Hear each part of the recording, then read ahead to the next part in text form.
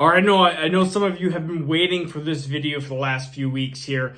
And so for somebody who's gotten James Robinson and Elijah Mitchell as two rookie running back sleepers, I tried to give a couple running back sleepers here before the NFL draft and right around that NFL draft time. And so the running back that I'm going to be choosing is a 21.7-year-old running back. And I know that you guys are really excited about, like, who is Marcus going to be talking about today and who is going to be kind of on your radar to see where does he go for a team and where does he get drafted, or is this an undrafted player?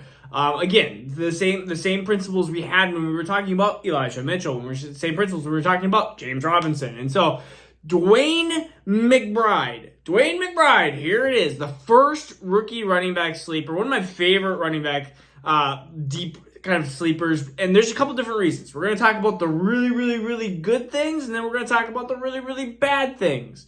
There's not much in between. That's why I love Dwayne McBride. Because when you want a rookie running back sleeper, you want somebody that is elite in certain attributes. And what Dwayne McBride gives you is power and contact balance, unlike any other running back in this class, probably besides Bijan Robinson. And so Bijan Robinson, we talk about how great Bijan is, but Dwayne McBride as a runner is an extremely, extremely good runner. He has very good power. He has excellent vision, and he has elite contact balance. Now, when I say this, you're going, well, why is he not a higher drafted player?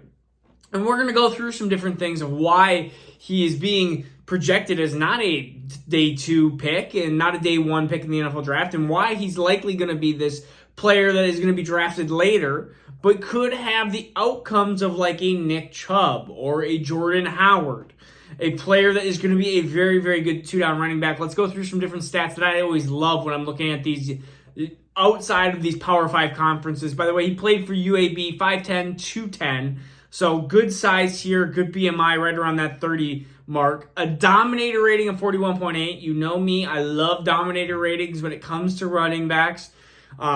Same when you talked about James Robinson and then Elijah Mitchell with Louisiana Lafayette. Like, I want dominator rate. I want some of these guys that are in smaller schools, but they are absolutely above that 90% threshold. He's 93% and 95th percentile in 7.4 yards per carry. So again, elite yards per carry, great dominator rating. He had 11 games, 233 yards, 17 over 1,700 yards, 19 touchdowns.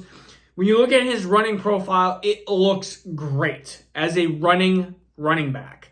But what we have to talk about is the elephant in the room. He has had 5 career receptions in college. 5. That is a problem. And the problem is he's likely not going to be a 3rd-down running back. And so there's actually 2 big issues. That's the first one, is his receiving game, it just doesn't look good. I don't project him being a 3-down running back. I project him to be a 2-down running back.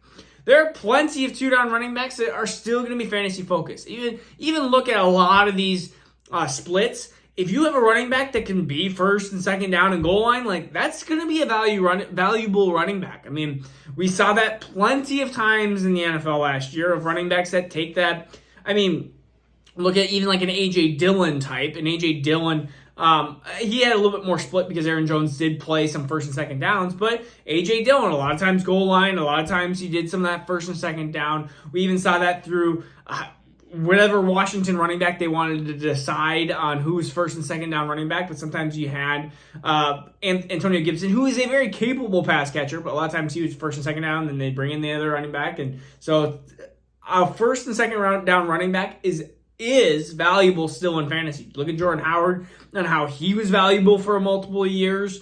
I would love to see him in a power style offense. I mean, you could let's just say he goes to Atlanta or some place that desperately needs a running back. I mean, Deontay Foreman is another running back that I believe is a 1st and 2nd down running back, but pass catcher, you're lacking some there. So Dwayne McBride, first of all, great at running, passing, not so much. 5 career receptions, but what is the second elephant in the room? And it is career fumbles, 11. And ball security is going to be an issue. If he's going out there and he's fumbling the ball, which I don't know if that's going to be something that he can solve or not. We saw Adrian Peterson, even with his amazing grip and stuff, seem to fumble. It's going to be a big problem for teams that let's say if you're a Bill Belichick team, if he goes to New England, let's just say he does, which I don't know why New England would draft him because they already know he has ball security issues. Then I could easily see New England just being like, short lease, all right, you're in the bench. We can't put you out in the field because you're coughing up the football. And so that is the biggest issue, the biggest issue for keeping him on the field. Like the receiving game, I understand. Like first and second down running back. But if you're a first and second down running back and you're fumbling a lot, Jonathan Taylor had an issue of like that as well. But Jonathan Taylor was a better pass-catching running back. And so, again, I like Dwayne McBride a ton. The two big elephants are, can he stay on the field because of his fumbling issues? And what is his receiving upside? I mean, are you looking at like a guy who can get any catches? Or is it going to be nothing? And you are literally just going to get all rushing. And that is completely it, which is fine. But you need to have those goal line carries. And he's an excellent runner. I do think that he would fit in a situation. Buffalo. You have James Cook, who's actually a viable pass catcher. You need a running back. A running back that is actually going to power the football. Kansas City, they had Isaiah Pacheco, they had Jarrett McKinnon. I like that the Isaiah Pacheco role for a Dwayne McBride. And so he is my first Dynasty deep running back sleeper. I want to see where he goes. I could see him kind of into that 6th, 7th round-ish area. Maybe potentially undrafted. Sometimes it's better to have actually these running backs honestly be undrafted because they can potentially find a better fit versus being forced into a spot. Because if Dwayne McBride goes to Colts or goes to the team that Bijan goes to or goes to the Jets, it's like you're just going to end up burying him or the Giants. But again, that's why we do a couple of these running back sleepers. Dwayne McBride, one of my absolute favorite of the running back sleepers so far. But I want to give you a little teaser, the first one of the week here.